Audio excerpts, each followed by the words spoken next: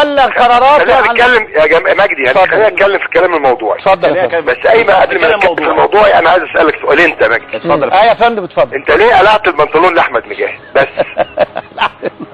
بقى حبيبك دلوقتي؟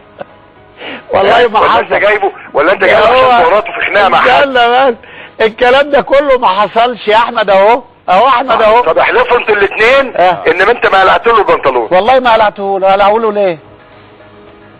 ليه؟ انتوا الاثنين؟ ليه ما حلفناش؟ ليه ما قلت لك ليه ما قلعته له؟ خلينا نتكلم بقى في اللوائح. احنا وبعدين انت جاي دلوقتي ما تتكلم في القرارات. انت عمال تقول لي بنطلون، عمال تقول لي ما تتكلم في انت قرارات وتوصيات ولا لا صحيح عمال تقول ايه؟ واليوم ضيفنا العزيز الكبير. يا عم ضيفي. هو النهارده ضيفي ضيفي يا سياده المستشار لازم احترمه ايا كان. لا عايز اقول لك حاجه. لا انت مش سهل يا مجدي. لا انت مش سهل. انت جايبه عمال تلطق فيه واخد بالك.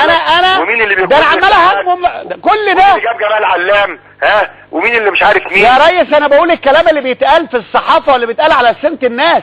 خلينا انا يا سياده المستشار.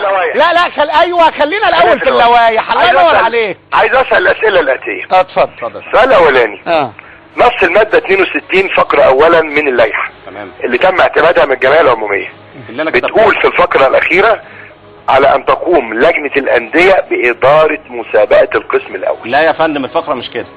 وتشكل بمعرفتها، بص النص اصلا اللي كاتب النص، وتشكل بمعرفتها لجنه لاداره مسابقه القسم الاول، مش على ان تقوم بالاداره.